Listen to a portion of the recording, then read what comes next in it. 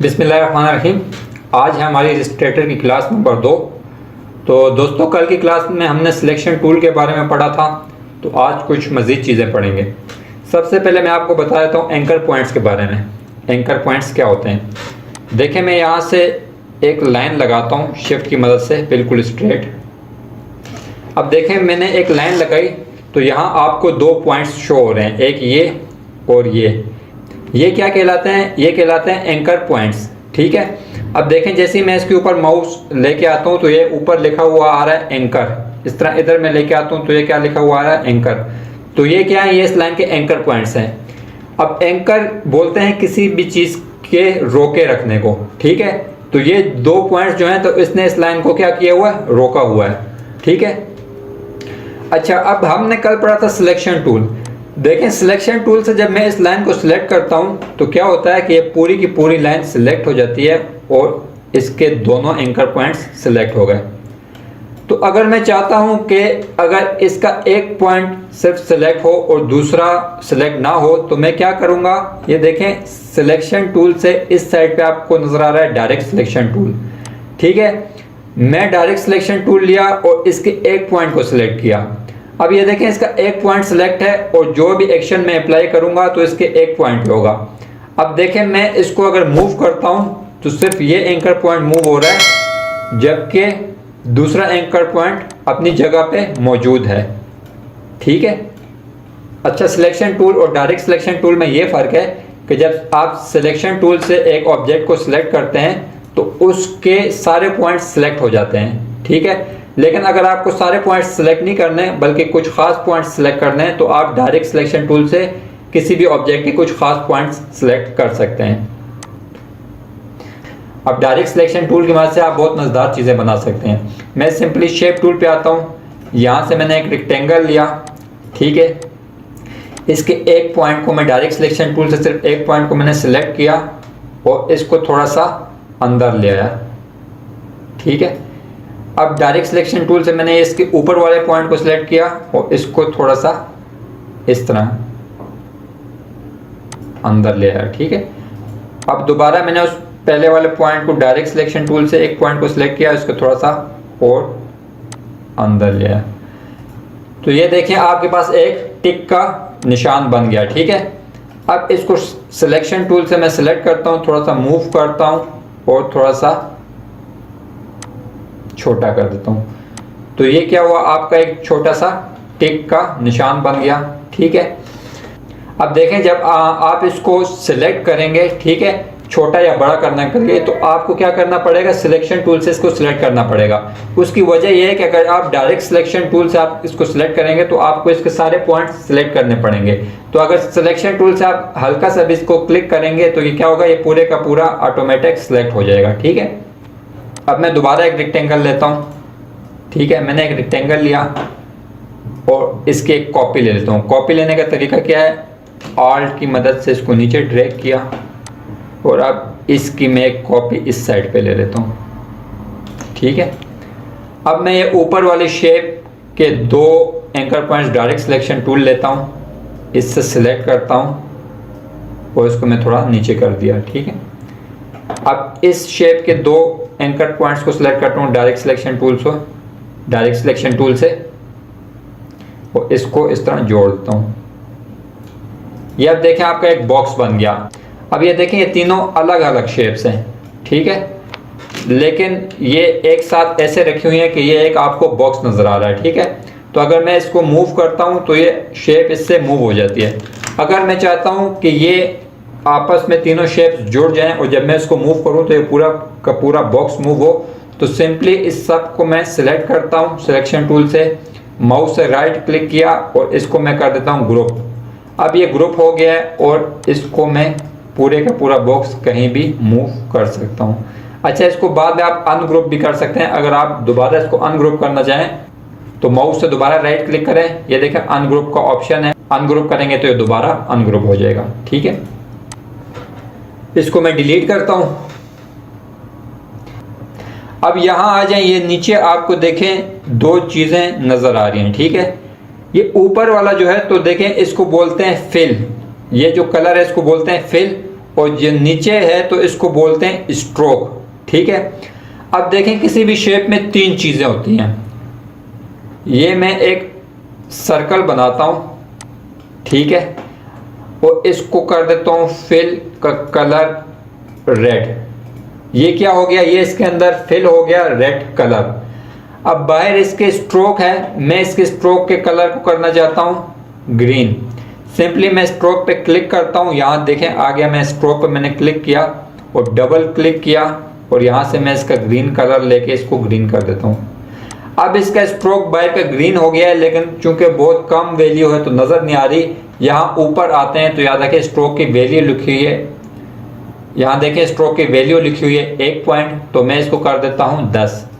अब जैसे ही मैंने इसको 10 किया तो ये देखें आपको क्या हो गया, शो हो रहा है ग्रीन कलर का स्ट्रोक और फिल जो है तो वो रेड कलर का। ठीक है, अब ये हो गई दो चीज़ें।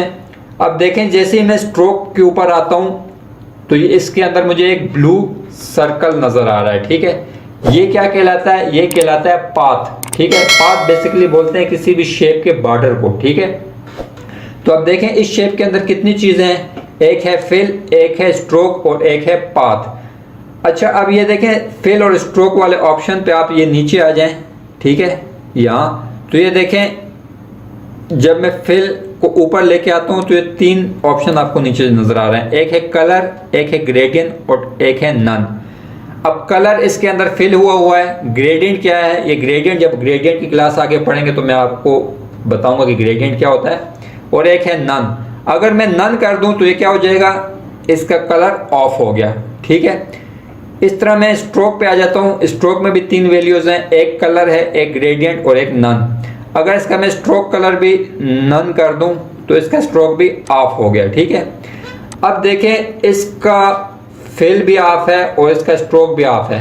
ठीक है, दो चीज़ें ऑफ हैं तो ये क्या हो गया, शेप आपको नज़र नहीं आ रही, लेकिन शेप अभी गायब नहीं हुई बल्कि ये मौजूद है। क्यों, क्योंकि शेप की तीसरी वैल्यू जो पाथ है वो मौजूद है। अब देखें माउस से मैं जैसे इस तरह सिलेक्शन लेता हूं तो ये देखें पाथ मुझे शो कर रहा है कि आपकी पाथ है यहाँ एक। ठीक है, अब मैं दोबारा यहाँ फिल पे आ जाता हूँ। ठीक है, इसको डबल क्लिक करता हूँ और इसका फिल कर देता हूँ। स्ट्रोक पे आके डबल क्लिक करके इसका स्ट्रोक कर देता हूँ और वैल्यू यहाँ से आके ज़्यादा कर देता हूँ। तो आपका पाथ मौजूद था, सिर्फ फिल और स्ट्रोक हमने ऑफ किया हुआ था। पाथ को हमने सेलेक्ट किया और दोबारा उसमें फिल और स्ट्रोक लिया है। यहाँ तक क्लियर हो गया। अच्छा, अब एक और चीज़, इस शेप को मैंने सेलेक्ट किया और यहाँ से आके मैं इसका फिल अगर ऑफ कर दूँ, ठीक है, अब इसको मैं मूव करना चाहता हूँ। अब देखें इसको मैं मूव करने की कोशिश कर रहा हूँ तो ये मूव नहीं हो रहा। ये मूव क्यों नहीं हो रहा, क्योंकि इसका फिल ऑफ है और इसके अंदर कुछ मौजूद नहीं है जिसको पकड़ के वो माउस ड्रैग करे।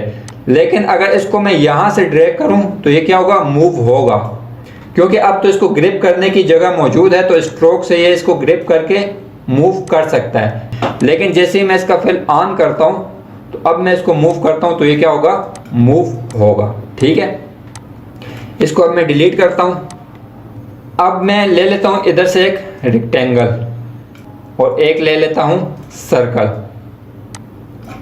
अब देखें मैं इस एंकर पॉइंट को सिलेक्ट किया और यहाँ आ जाएं तो ये देखें लिखा हुआ है convert selected anchor point two smooth. इसको मैं स्मूथ करता हूँ। अब देखें जैसे ही मैंने स्मूथ किया एक हैंडल आ गया। ठीक है, अब इस हैंडल का काम क्या है, देखें हैंडल का जो ये साइड है ना तो ये इस कर्व को कंट्रोल कर रहा है। अब देखें इसको मैं ऊपर नीचे कर रहा हूँ तो ये क्या कर रहा है, इसको कंट्रोल कर रहा है। इस तरह जो ये वाला हैंडल है तो ये क्या कर रहा है, इस साइड की कर्व को कंट्रोल कर रहा है।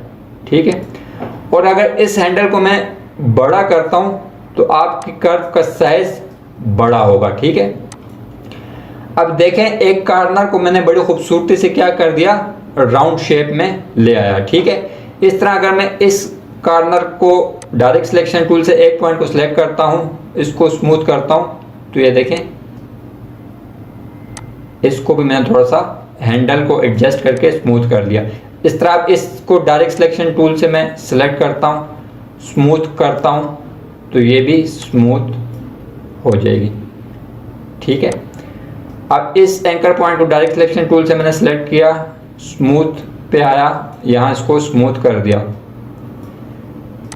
तो इस तरह कन्वर्ट टू स्मूथ की मदद से हमने क्या किया, एक रेक्टेंगल को सर्कल सा बना दिया। ठीक है, अब मैं कंट्रोल Z करता हूं। कंट्रोल Z से क्या होगा, आपका एक्शन रीडू होगा। ठीक है, इसको मैंने दोबारा रीडू करके एक रेक्टेंगल बना दिया। अच्छा, अब ये सर्कल है, इसकी तो देखें पहले से कर्व मौजूद है। मैं चाहता हूं कि ये कर्व जो है तो ये कॉर्नर में कन्वर्ट हो जाए। तो डायरेक्ट सिलेक्शन टूल से मैं एक पॉइंट सेलेक्ट करता हूं। ठीक है, ये देखें यहाँ एक दूसरा ऑप्शन है, convert selected anchor point two corner. जैसे मैंने किया तो ये कॉर्नर बन गया। अब डायरेक्ट सिलेक्शन टूल से ये पॉइंट सेलेक्ट किया, इधर आया, कन्वर्ट टू कॉर्नर किया, ये हो गया। इसको सिलेक्ट किया, यहाँ आया, ये हो गया। इसको सिलेक्ट किया, यहाँ आया, इसको किया तो ये क्या हो गया। तो ये आपकी एक सर्कल से क्या हो गई, रेक्टेंगल शेप बन गई। ठीक हो गया। अब इन दोनों को मैं डिलीट करता हूं। अब मैं आपको एक दो चीजें बना के बताता हूं। ठीक है, मैंने यहां से एक इलिप्सी टूल लिया। अच्छा देखें, आप इलिप्सी टूल या रेक्टेंगल टूल लेते हैं तो दोनों के 4-4 पॉइंट होते हैं। अब मैंने एक इलिप्सी टूल लिया तो इसके 4 एंकर पॉइंट्स हैं, एक ये है, एक ये है, एक ये है, एक ये है। ठीक है, मैं क्या चाहता हूं, मैं इसको एक अंडा या एक बनाना चाहता हूं। तो मैं क्या करूंगा, इसके दोनों पॉइंट को सिलेक्ट किया। ठीक है, और इसको मैं थोड़ा सा नीचे मूव करता हूं। ठीक है, अब इसको भी मैं थोड़ा सा नीचे मूव कर देता हूं। ठीक है, अब ये थोड़ा साइज में बड़ा है, इसको मैं छोटा करता हूं। तो छोटा करने के लिए मैं क्या करूंगा, सिलेक्शन टूल लूंगा ताकि इसके सारे पॉइंट सिलेक्ट हो जाएं। तो सिलेक्शन टूल से मैंने इसको थोड़ा सा छोटा किया, ये देखें, तो ये आपका एक अंडा बन गया। ठीक है, सिंपली हमने क्या किया कि डायरेक्ट सिलेक्शन टूल से 2 पॉइंट सेलेक्ट किया और उसको नीचे ड्रैग किया। अब इसको मैं डिलीट करता हूँ और एक मैंगो आपको बना के दिखाता हूँ। सिंपली मैंने यहाँ से एक इलिप्सी टूल लिया। ठीक है, इसके 4 एंकर पॉइंट हैं। मैं ऊपर वाले पॉइंट को सिलेक्ट करता हूँ और इसको थोड़ा बड़ा करता हूँ, थोड़ा सा। ठीक है, अब मैं यहाँ एक एंकर पॉइंट है, इसको सिलेक्ट करता हूँ और इसको थोड़ा सा अंदर की तरफ लेके आता हूँ। ऊपर जो हो रहा है उसकी आपने टेंशन नहीं लेनी है, उसको बाद में देख लेंगे। इसको थोड़ा अंदर लाया। अच्छा, ज़रूरी नहीं कि आप एंकर पॉइंट से पकड़ के ही मूव करें, आप सिंपली इसको यहाँ पाथ से पकड़ के भी एडजस्ट कर सकते हैं। ठीक है, इस एंकर पॉइंट को मैंने सेलेक्ट किया और इसको थोड़ा सा बाहर की साइड पे कर देता हूँ। ठीक है, अब ये मुझे कुछ बाहर लग रहा है तो इसको मैंने सेलेक्ट करता हूँ और थोड़ा सा अंदर ले आता हूँ और इसको भी थोड़ा एडजस्ट कर देता हूँ। ये अब हमारे पास एक क्या बन गया, मैंगो बन गया। इसमें मैं यहाँ से आके फिल इसका ऑफ है, डबल क्लिक करता हूँ, यहाँ से येलो कलर लेके इसमें फिल कर देता हूँ। ठीक है, और इसका स्ट्रोक मैं ऑफ कर देता हूँ। स्ट्रोक मैं नन कर दूंगा तो स्ट्रोक इसका चला जाएगा। ठीक है, ये अब आपके पास एक मैंगो बन गया। ठीक है, इसके ऊपर अगर आप कुछ लगाना चाहते हैं तो यहाँ इलिप्सी से ये लिया हमने और थोड़ा सा इसको एक इलिप्सी छोटा सा बना दिया। इसके अंदर हमने कलर कर दिया ब्लैक। अब इसके ऊपर एक डंडी लगाना चाहते हैं तो यहाँ आए, देखें ये लाइन सेगमेंट में आ जाएं तो यहाँ एक आर्क टूल आपको नज़र आ रहा होगा। एक छोटी सी आर्क बनाते हैं। ठीक है, इसको फिल, इसको स्ट्रोक कलर दे देते हैं और स्ट्रोक की वैल्यू यहाँ से 5 कर देते हैं और इसको डायरेक्ट सिलेक्शन टूल से पकड़ कर नीचे मूव मैंने किया और ये एक डंडी लगा दी। ठीक है, तो ये एक मैंगो बन गया। ठीक है, तो देखें ये आज की हमारी क्लास थी। कुछ चीज़ें हमने पढ़ी। एक एंकर पॉइंट हमने सीखा कि एंकर पॉइंट क्या होता है। दूसरा, सिलेक्शन टूल और डायरेक्ट सिलेक्शन टूल में क्या डिफरेंस है। तीसरा, हमने ये सीखा कि किसी भी एंकर पॉइंट को कर्व में कैसे कन्वर्ट करते हैं या कर्व एंकर पॉइंट को कॉर्नर में कैसे कन्वर्ट करते हैं। और हमने चौथी ये चीज़ सीखी कि एंकर पॉइंट के हैंडल्स क्या होते हैं और उन हैंडल्स से हम कर्व को कैसे एडजस्ट करते हैं। और पांचवी चीज़ हमने सीखी कि किसी शेप में 3 चीज़ें होती हैं, एक फिल होता है, एक स्ट्रोक होता है और एक पाथ होता है। ठीक है, तो ये आज की हमारी क्लास थी। तो इंशाल्लाह नेक्स्ट क्लास में मिलेंगे। अल्लाह हाफिज़।